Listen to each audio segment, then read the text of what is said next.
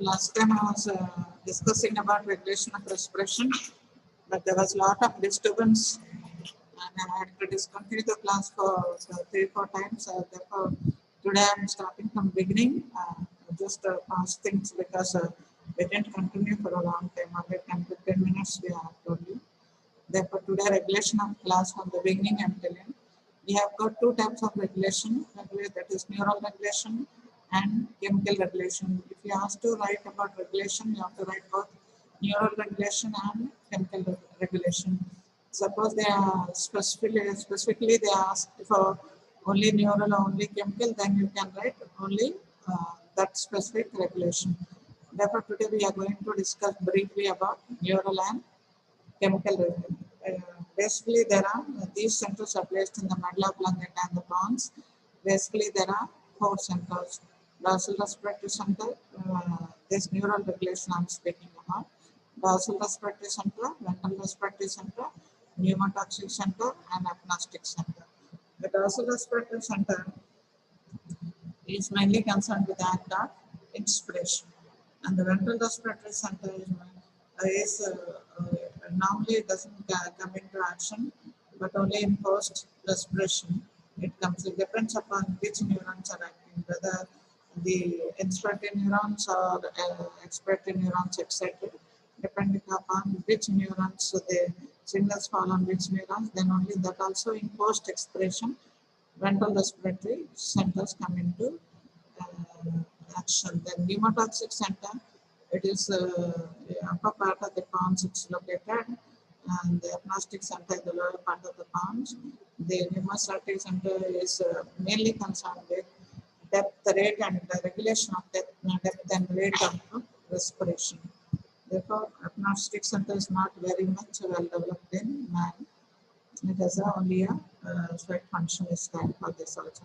Now, one by one, when you are writing about neural regulation, you have to write about the dorsal respiratory center, ventral respiratory center, pneumotoxic center, agnostic center, and where the various neurons are located.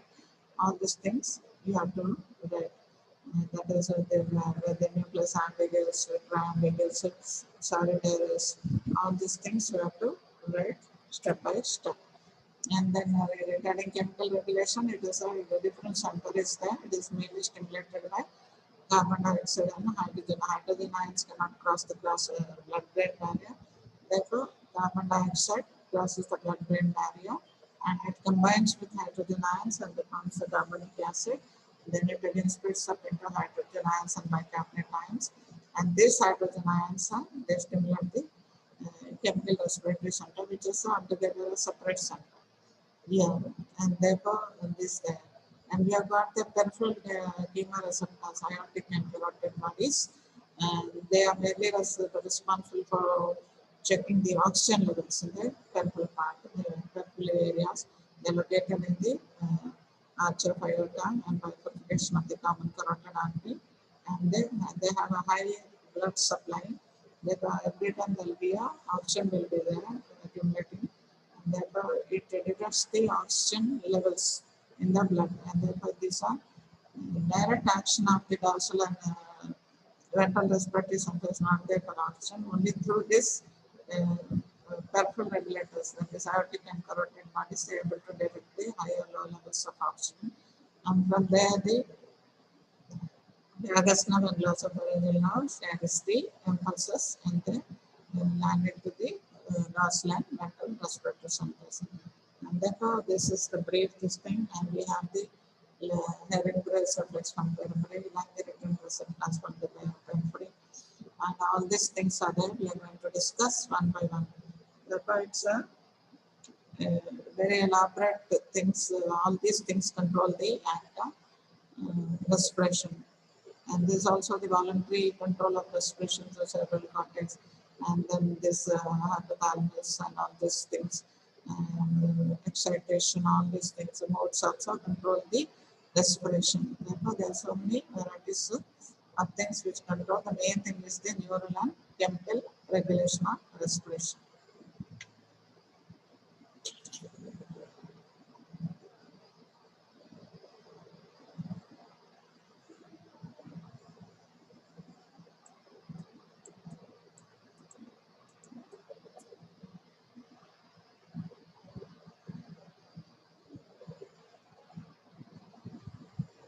this center, the upper part of the constant pneumotoxic center, lower part of the agnostic center. Actually, the pneumotoxic center inhibits the action of agnostic center. This is the dorsal respiratory group, mainly concerned with inspiration. Ventral respiratory group, it can be either inspiration or expiration, depending upon which group of neurons are excited, but normally it doesn't come into action only in post respiration. And these vagus and glossopharyngeal nerves are coming from the peripheral carotid and aortic, this thing, and then respiratory motor pathways from the cerebral cortex. Here's another location of central chemoreceptors, ventral surface of medulla, ventral surface of medulla. Here, dorsal respiratory groups are the group of neurons collected in the dorsal respiratory located on the dorsal side of medulla, as the name implies. The ventral are located on the ventral lateral part of the medulla. Pneumotoxic and upper superior portion of the palms, mainly concerned with the action of control of rate and depth of breathing.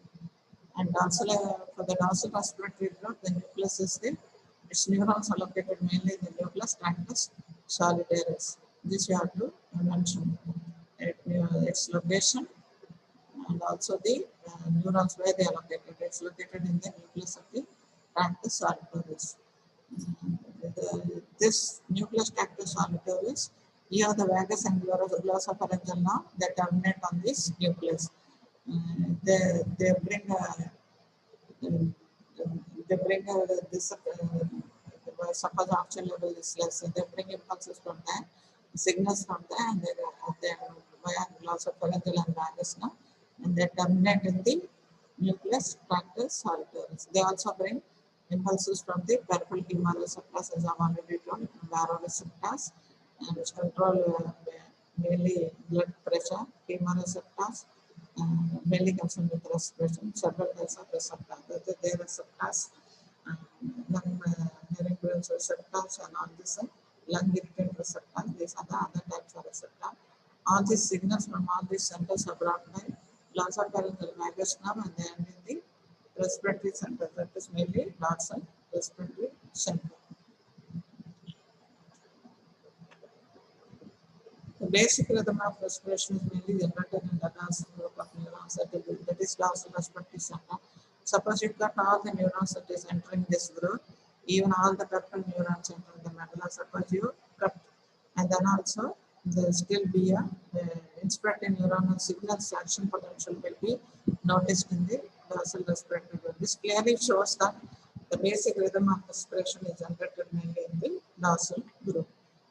And the inspiratory ramp signal.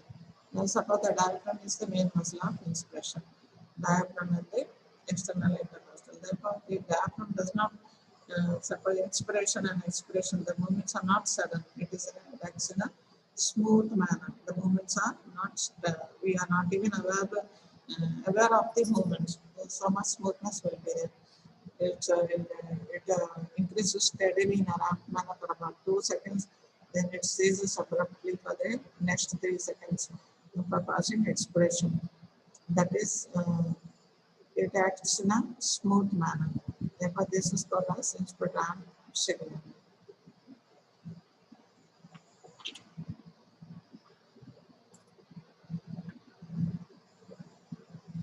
The advantage is the volume of lung during inspiration and expiration that happens in a smooth manner. There will not be any sudden gaps of respiration. This is controlled in by 2 ways. Here, this ramp signal that is controls, that is it avoids heavy inspiration. Suppose increases, it happens in a steady way. Suppose there's an increased rate of inspiration. Therefore, their ramp signals increase. Therefore, they form a limiting point at which this ramp suddenly ceases. This is controls. That is, suppose the signal somehow, then there will be an increased rate of respiration. Then this ramp signal controls the limiting point, and it decides the point at which the ramp signal ceases. Therefore, a smooth act of respiration occurs. This pneumotoxic center, it is located in the dorsally in the upper part of the pons, and this nucleus is parabrachialis. Nucleus is parabrachialis in the upper pons. Signals are transmitted to the inspiratory area. It primarily controls the switch off point of the inspiratory area. That is, I'm telling you that the ramp signal is a ramp makes a smooth way of climbing. A smooth way of climbing and climbing up and climbing down. Therefore, the 2 seconds of expression and the 3 seconds of expression occurs in a smooth manner. And therefore, the hemotoxic center is a controlling point of this ramp signal. It primarily controls the switch off point. Suppose the inspiratory signals are fast, it sees that the signals are switched off. Otherwise, the inspiration rate decreases. Like that, it is a controlling point. Suppose the signals are weak, then the pneumotoxic ramp signals are more strong. Now, strong signal can increase respiration rate up to 30 to 40, and weak signal may reduce the rate to a minimum of 3 to 5. The ventral respiratory group, it is located as told you, it's on the ventral side of medulla, about 5 millimeters anterior and lateral to the dorsal group.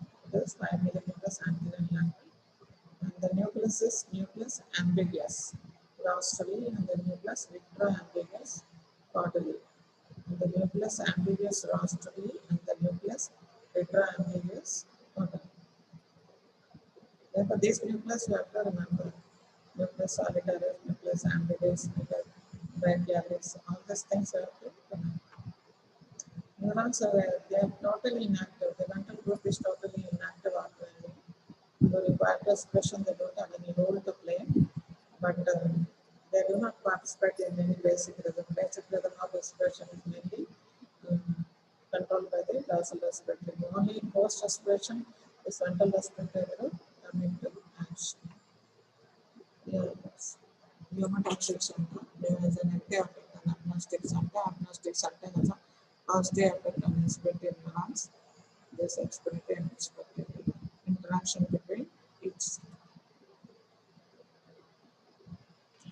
This is the neuroset in the upper part of pons, lower part of pons, agnostic center, and on the side pons. The ventral respiratory center, normally they are active, but when an increased drive for respiration and first respiration is necessary, this center becomes active. These signals are spilled over to the ventral respiratory center. When an increased necessity for increased respiration arises, this signals spill over to the ventral respiratory centers, and the ventral respiratory center becomes active. These signals may be spilled out from the dorsal respiratory, excessive signals from the dorsal respiratory center spill over the ventral respiratory center, and then they become active. Otherwise, normally they are inactive, they don't have any role to play, only in increased pulmonary filtration. This causes post respiration, this causes an extra respiratory drive. This ventral respiratory center can either initiate inspiration or expiration depending upon which neuron system. There are 2 types of neurons, inspiration or expiration, and therefore depending upon which neurons this stimulation, this signals follow which neuron, whether they are falling on inspiratory or expiratory, depending upon that they act as stimulated. They can be either inspiration or expiration. Ordinarily they are not active ventral respiratory center. They are more important, as it is, they are more important in providing a powerful expiratory drive. They are more important in providing expiratory drive rather than inspiration. And these signals are sent to the abdominal muscles. Therefore, this causes post expiration. And we have got this peripheral. We have seen the 4 centers, their functions, their neurons, and the main functions of pneumotoxic center controls the respiratory ramp signals, and how this anterior dorsal respiratory center concerned with expiration. Ventral respiratory center normally inactive, but only active in post expiration, or mainly in expiration. It can be sometimes in inspiration also. These 4 centers, and we have to mention about all those nucleus, the tractus, this tractus arteries, parabrachialis, all these things we have to mention.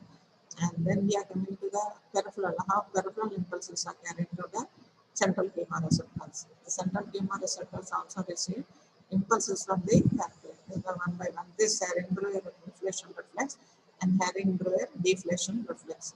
This is a short form expression.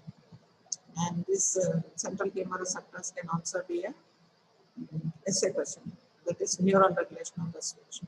Now, thus in addition to the main CNS control, as we have told, I have told that is dorsal and ventral respiratory center, we are having this stretch receptors. Then these neuronal centers are located entirely within the brain, but these are located in the periphery. In the periphery, the signals come from the lungs. These are mainly stretch receptors. They are located in the muscular portions of the bronchi. They are mainly the stretch receptors, and in the respirator, this bronchi are overstretched. Suppose they are overstretched, these stretch receptors become activated, and then these signals are transmitted through vagus. The lungs become overstretched. Then Herring-Breuer impression reflex. These are stretch receptors. As receptors are present in the muscular portions of the bronchi, and the lungs becomes overstretched. These receptors become activated, and the signals are transmitted to the central chemoreceptor. These signals affect just like pneumotoxics, and the lungs become overinflated. Pneumotoxic center, that is, they are controlling the rate and depth of respiration. When the lungs become suppose the lungs have become overinflated, the stress receptors activate negative feedback mechanisms. That is, switches on the RAM and stops further inspiration. That is, overstretching is prevented. Just like pneumotoxic center, I have told you, it controls the rate and depth of respiration. Suppose the lung, these stress receptors have become overactivated and the lungs are overstretched. These signals are transmitted via the vagus to the dorsal respiratory group. And then what happens is that what happens is stretches they activate negative feedback mechanism is activated on the dorsal respiratory group, and therefore that switches off the further inspiratory RAM signal. That is the initial 2 seconds. It is switched off, and further inspiration is stopped. This is called Herring-Breuer inflation reflex. I hope you have understood. Further stretch is prevented by negative feedback mechanism. Thus, it switches off the inspiratory signals, and the inspiration is stopped. Coming to Herring-Breuer deflation reflex. This, suppose the inspiration has become decreased, it increases the rate of respiration. It increases the rate of inspiration. This prevents the walls of the lungs from collapsing completely. Suppose completely if the walls are closed down during expiration. When the alveoli walls are closed down during expiration, the walls of the lungs from collapse. This reflex prevents, it increases rate of respiration and it prevents. This is deflation reflex. This Herring-Breuer reflex is not activated in human unless the normal tidal volumes. The tidal volume increases to more than 3 times the normal. The increase signals are not initiated. 500 ml is the normal tidal volume. Therefore, 3 times the normal tidal volume, unless it increases to 3 times the normal tidal volume, this reflex is not initiated. If it exceeds the 3 times the normal tidal volume, then the inspirative signals are switched off. Next, we are coming up to the lung irritant receptor. We have finished the Herring-Breuer reflex. Now we are coming to the lung irritant receptors. Lung irritant receptors are present in the mucous membrane of trachea and bigger bronchi. Lung irritant receptors. These are all I am talking about lung peripheral receptors that influence the respiration. That is, these peripheral receptors are also having some effect on respiration with the control of respiration. Therefore, these lung irritant receptors are present in mucous membrane of trachea and bigger bronchi. Trachea and bigger bronchi. Suppose some irritant particles have entered the inspired air, then the irritation starts.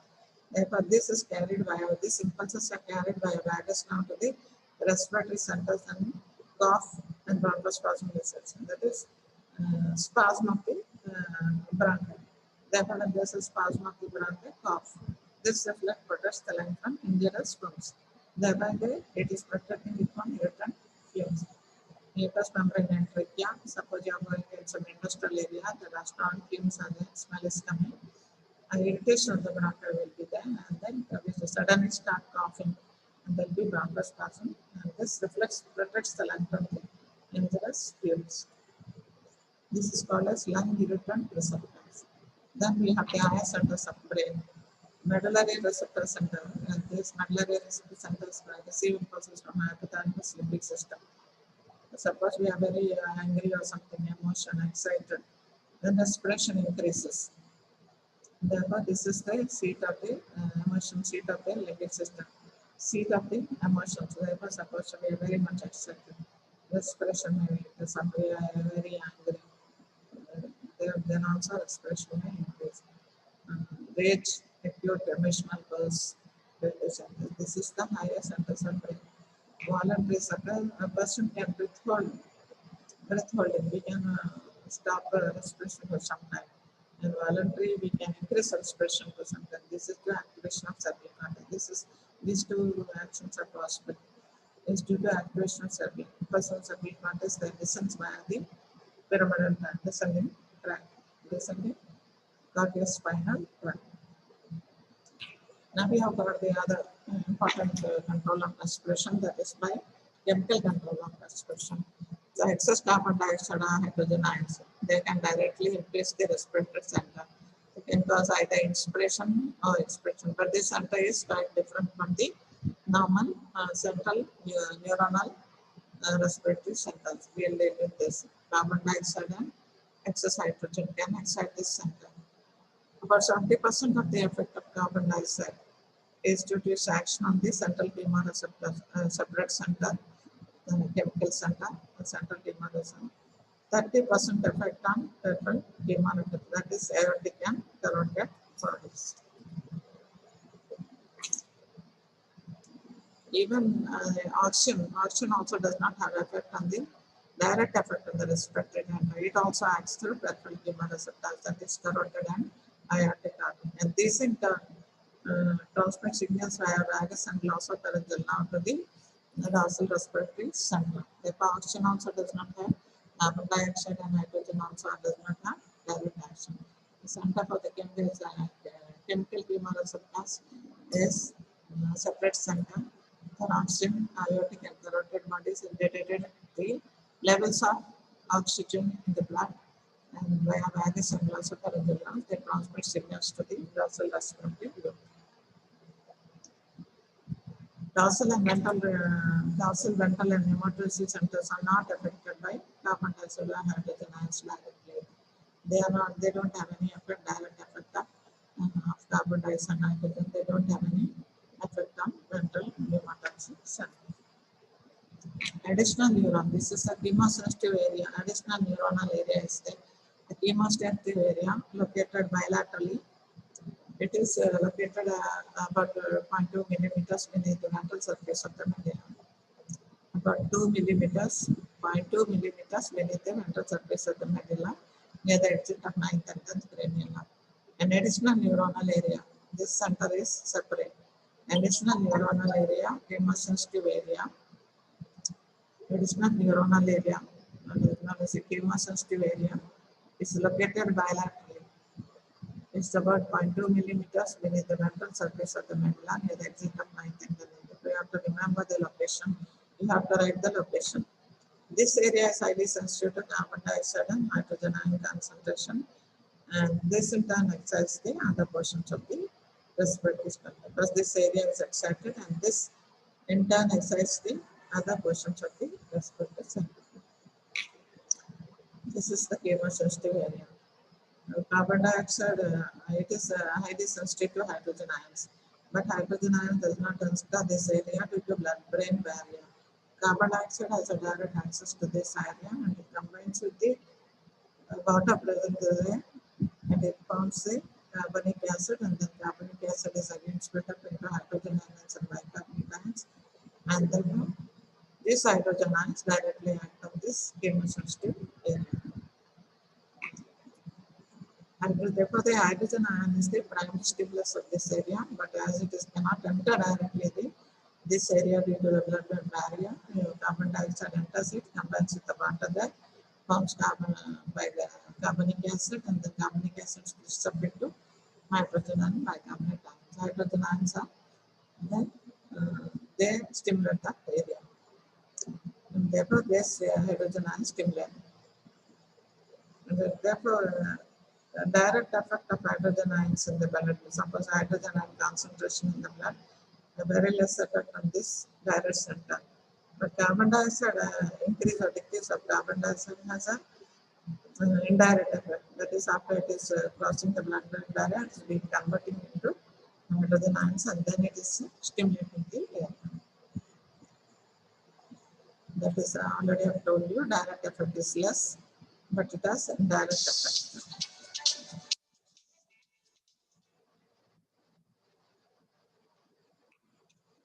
Yeah, carbon dioxide reacts with water to form told you, and this dissociates into hydrogen and bicarbonate ions. They have a stimulatory effect.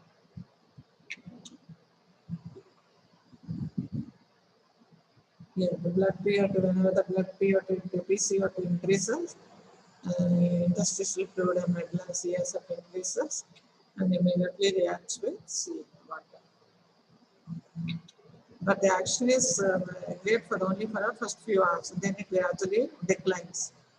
Respiratory center is excited in this way, that is chemical center, only for the first few years, then it gradually declines. This is mainly, that is, action will be quick for the first 1 or 2 hours, and then this is because again immediately the renal adjustment starts occurring, renal adjustment of hydrogen ions. And what happens is, since the hydrogen ion levels are there, increase there, the renal adjustment starts, and therefore it brings down the hydrogen ion bands to normal by increasing the blood bicarbonate levels. When the hydrogen ion levels are increased there, what happens? The renal adjustment brings back it to normal by increasing the blood bicarbonate levels. And this blood bicarbonate levels, they bind with the hydrogen ions. Therefore, duration of action is short because immediately the renal adjustment is bringing back to normal. And the other factor is the period of hours. The bicarbonate ions also slowly reduce to the blood-brain barrier and blood CSF barrier and combine directly with the hydrogen ions. The renal adjustment is one factor, and the other factor is the bicarbonate ions also slowly diffuse through blood-brain barrier and blood CSF and combine directly with hydrogen ions. And therefore, it brings down the hydrogen ion concentration back down. Therefore, these two adjustments doesn't allow the action to last for a long time. Only for a short period. The action will be strong, but it is only for a short period. Two factors bring the hydrogen ions levels again to normal: renal adjustment and diffusion of bicarbonate ions. That is why we are telling it has a strong acute initial effect. Strong acute initial effect, but soon the hydrogen ions are brought down to normality, and therefore afterwards from there the effect is less.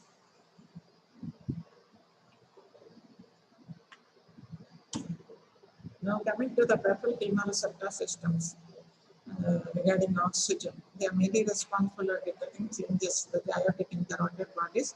They are mainly responsible for detecting changes in oxygen. They respond to a lesser extent to carbon dioxide and hydrogen. They are mainly responsible for changes in oxygen. These are special nervous chemical receptors. These are also chemoreceptors.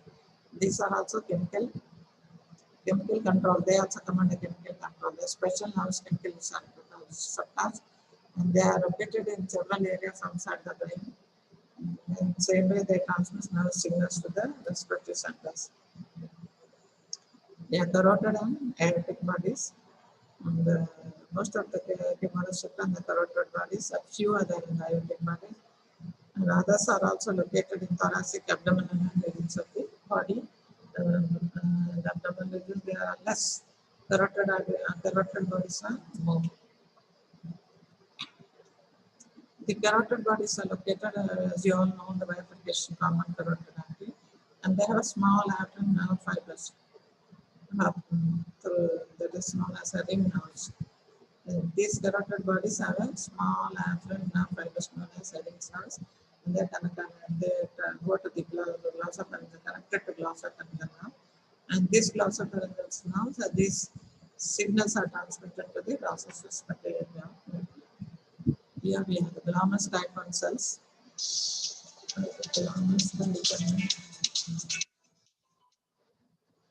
Thalamus type 1 cells. These are thalamus type 2 cells. Thalamus type 1 cells. These are thalamus type 2 cells. These are fenestrated capillaries. And this is the ninth cranial nerve. Here. And there it is neurotransmitters from glomus. When neurotransmitters are released, action potential triggers and signals are carried to the dorsal respiratory center. Arch of aorta, and then the signals pass to the vagus nerve. The signals pass to the dorsal respiratory area. These signals are passing to the dorsal respiratory area direct. Both the chemoreceptors, carotid and aortic, they receive blood supply through minute artery directly from the nearby arterial trunks. Yeah, the important thing is the blood flow is 20 times the rate of the lungs. 20 times. Blood flow is enormous, blood flow is there. Therefore, when the blood flows through, all the time there will be oxygen accumulated in this carotid and aortic bodies. Oxygen is not removed while flowing to these bodies. Because blood flow is 20 times the weight of the bodies, it is flooded with oxygen all the time. Therefore, it is exposed to oxygen all the time. Therefore, we can easily detect if there is any hypoxia. The direct effect is not there also, as I have told you. It is only to the aortic, through vagus and glossopharyngeal nerve. It is direct effect, direct oxygen levels effect is not there on the dorsal, either on dorsal or mental respiratory. It always acts via the carotid aortic body, they in turn via vagus and glossopharyngeal nerves.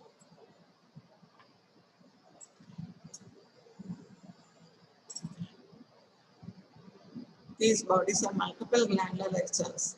They synapse with nerve endings. Now the type 1 cells and type 2 cells are shown you. Type 1 cells, they resemble the retinal chromaffin, and they contain catecholamines. Type 1 cells, they resemble retinal chromaffin, and they contain catecholamines. And they suppose there is less oxygen level, and they release dopamine upon exposure to hypoxia. And suppose oxygen levels are less, they release dopamine. This acts as a neurotransmitter. Therefore, type 1 cells resemble retinal chromaffin. They contain catecholamines, and they suppose there is hypoxia, they release dopamine, and this acts as a neurotransmitter. And type 2 cells, glare-like sustainable cells. They are surrounded by 4 to 6 type 1 cells. One cell is surrounded by 4 to 6 type 1 cells. The blood flow in this is about 2 milligrams. Each 2 milligrams, but it's about, suppose the weight is about 2 milligrams. Each carotid nerve. The blood flow is about 0.4 ml per minute. And from here, type 2 cell 3 neurotransmitters are involved.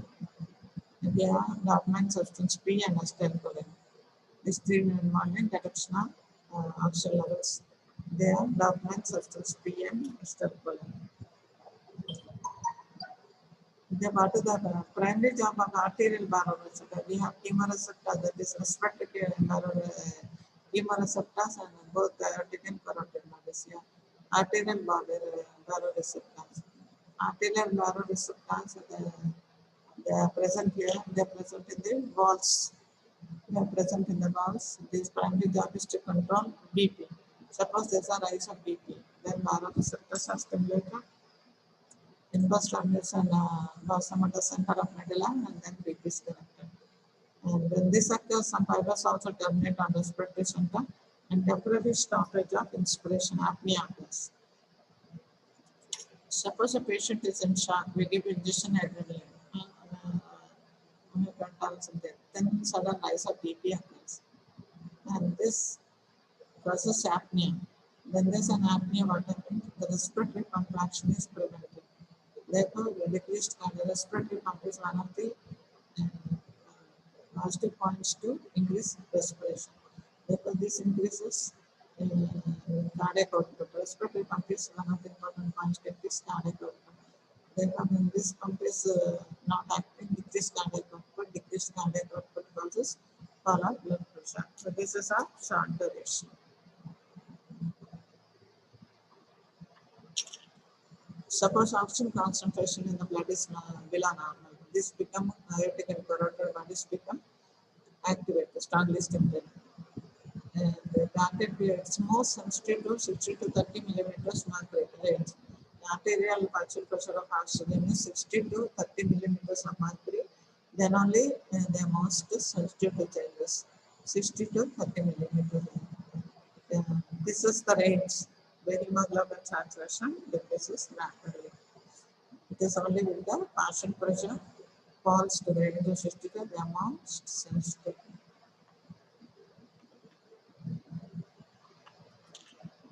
This peripheral chemoreceptors, aortic and carotid bodies, are sensitive to only partial pressures, but not to content of oxygen. Only partial.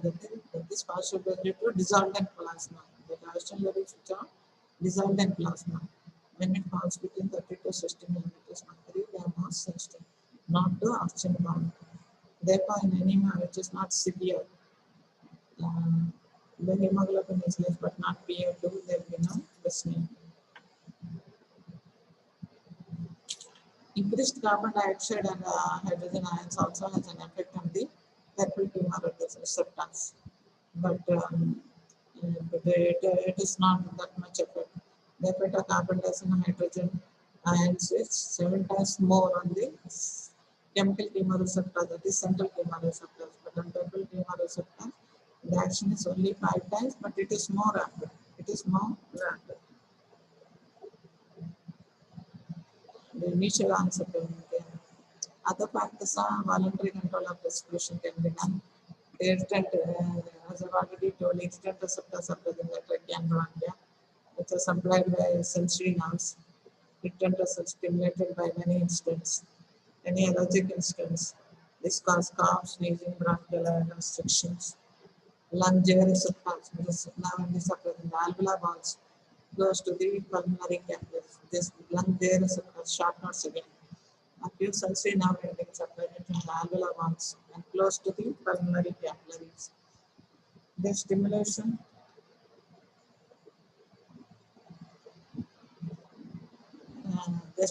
leads to decreased depth of inspiration, increased frequency, hurried breathing. Therefore, this causes hurried breathing and dyspnea. This may be stimulated on the pulmonary capillaries are engorged with the blood, not on pulmonary edema others. The excitation also causes dyspnea. Yeah. These are situated in the neurons within the alveolar wall and close to the pulmonary capillaries. Therefore, what happens is they are stimulated only mainly when the pulmonary capillaries become engorged with blood. Or when pulmonary edema occurs in congestive heart failure. This is important.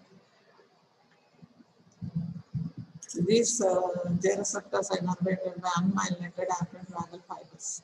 Unmyelinated afferent vagal fiber. J receptors are located in the interstitial spaces between alveoli and pulmonary capillaries.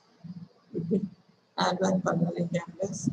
Therefore, whenever there is a pulmonary congestion is there, between alveoli and pulmonary capillaries, blood or fluid accumulates between alveoli and pulmonary capillaries.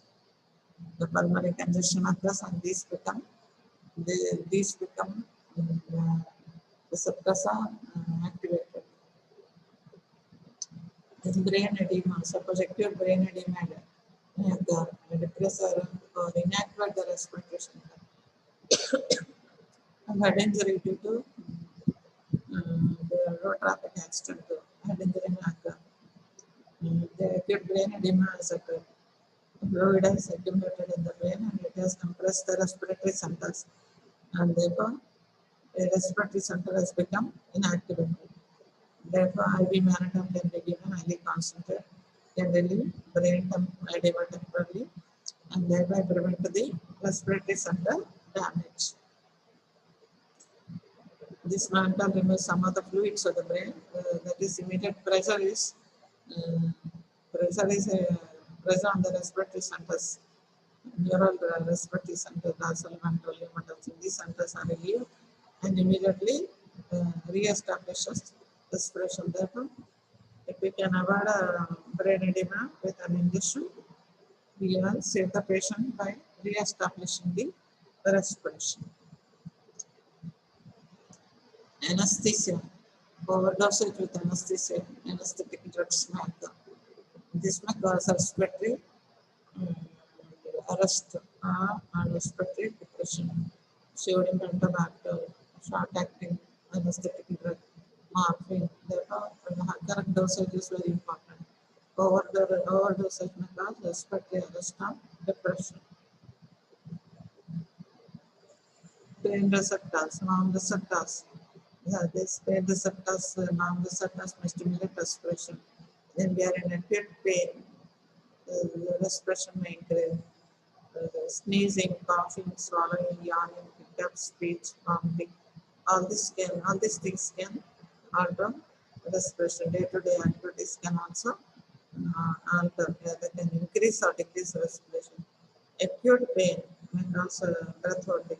If you are in very acute pain, you may hold a breath. This may also decrease respiration. Head's paradoxal reflex. The physiological of the role is very uncertain. It has a role in play to play in initiation of respiration. When a child is born, some of this head's paradoxal reflex. This initiates the respiration at birth. The child is first born, this head's paradoxal reflex comes into play. Intercostal and chronic proprioceptive reflex. This intercostal and chronic proprioceptive reflex comes only in forced respiration, when extra fatigue, not in normal respiration. Then we have the reflexes from muscles. Other reflexes from muscles. Muscle spindles, the diaphragm expiratory muscle. When they say an obstruction, sponsors are the muscle spindles. Yeah, when they say, suppose there is an airway obstruction, these spindles act in such a way that muscles contract strongly. More respiratory forces created to difficult the obstruction, and this may cause dyspnea. Therefore, there is some obstruction or something there, more force, the muscle contracts with more force.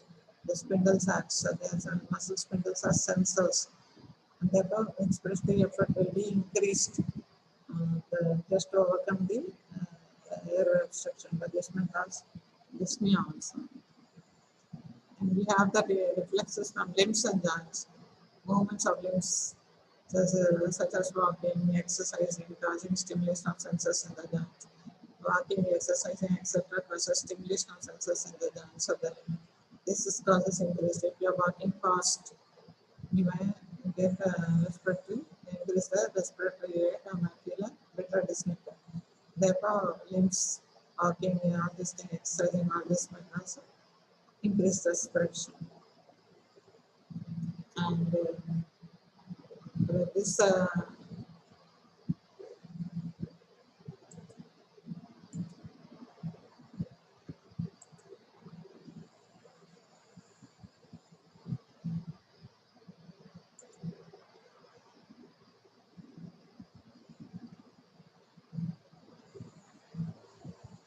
now this we have finished the regulation of respiration, and the main things you have to remember is that we have the four neuronal centers.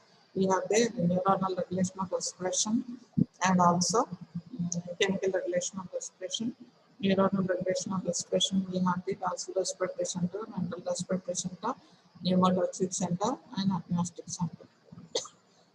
Dorsal respiratory center on the dorsal side of the medulla, it is mainly concerned with the act of expression, and it is the basic rhythm of respiration is created in the basal respiratory center. Nucleus tractus solitarius is the main nucleus of the center. And this we have got the ventral respiratory center. Normally it is not active, only in post expression it comes into action. Now only when there is a need for the post expression, it can be, it is mainly post expression comes to action, sometimes in expression also, depending upon which nuances, it is mainly on the ventral side of the medulla. And then we have got the pneumotaxis under the upper side of the palms. And here this is mainly concerned with the rate and depth control of rate and depth of respiration. Rate and depth of control is concerned, it helps in the smooth operation of the respiratory RAM signal. Respiratory RAM signal is nothing but it is a smooth way of action of diaphragm. The 2 minutes taken for inspiration and 3 minutes for expiration occurs in a smooth manner. It doesn't happen in a sudden gasping type of manner. It doesn't occur, it occurs in a smooth manner. And therefore, this is mainly helpful in a smooth functioning of the RAM signal. And we have got this chemical respiratory center. It is another center. And it is, its location is different from the dorsal and ventral respiratory centers. And this is mainly stimulated and excited by hydrogen ions and carbon dioxide ions. But hydrogen ions is the main stimulus, but since hydrogen ions cannot enter directly due to the blood-brain barrier, the carbon dioxide increase. It goes inside, the carbon dioxide is easily penetrates the blood-brain barrier and it reacts with the water and forms carbonic acid, and again is split up into carbon and hydrogen ions. And these hydrogen ions react with the center and they control the respiration from there. From the signals are going to go to the basal respiratory center. And then we have this but this mechanism is strong in action, but it is only very short-lived. Sometimes more powerful, but it is very short-lived because the renal system immediately comes into action. It tries to bring down the hydrogen ion levels to normal. And other things is that bicarbonate ion starts decreasing and it reacts with the hydrogen ion. Therefore, these two mechanisms tries to bring down the hydrogen ions to normal levels. Hence, the mechanism doesn't last for a long time, but it's initially 1 hour or 2 hours, it is strong, but afterwards it becomes weak. And then we have got the purple chemoreceptors. The purple chemoreceptors are Heringer's reflexes 1, Heringer's leg, these are mainly stretch receptors, and the walls of the bronchial walls, they are stretch receptor. We have got Heringer's deflation and inflation reflex. When there's more amount of air, this stretch becomes more. When inspiration is more, the stretch becomes more. And then it acts only when the tidal volume increases to about 3 times as normal. And when the stretch is more, the RAM signal switches off the inspiratory signals, and thereby the inspiration is stopped, and hence the further expansion is prevented. This is called Heringer's inflation reflex. Similarly, we have got the Heringer's deflation reflex, which sees that the lungs do not collapse during expiration, the same as them. And we got the lung irritant receptors present in the walls of the lung bronchi and all. When any irritant fumes, we are exposed to some irritant fumes or something like that. This will become, the irritation will be there, immediately bronchospasm will be there, and cough will be there. And then it is a protective mechanism. Again, the receptors are there. And now we have got the purple chemoreceptors. Another important thing is the aortic and carotid bodies. Then the aortic bodies act to the vagus nerve, and the carotid bodies to the vasoparental nerve. And these carotid bodies, we have this surrounded by glomerulus type 1 and glomerulus type 2 cells. And they release the neurotransmitters, and they are more sensitive to the oxygen levels between 16 to 30 millimeters of mercury. And when the oxygen levels are less, the neurotransmitters serotonin and all released, and the signals are transmitted to the dorsal respiratory center. And this is a brief about the regulatory effects of the how respiration is regulated.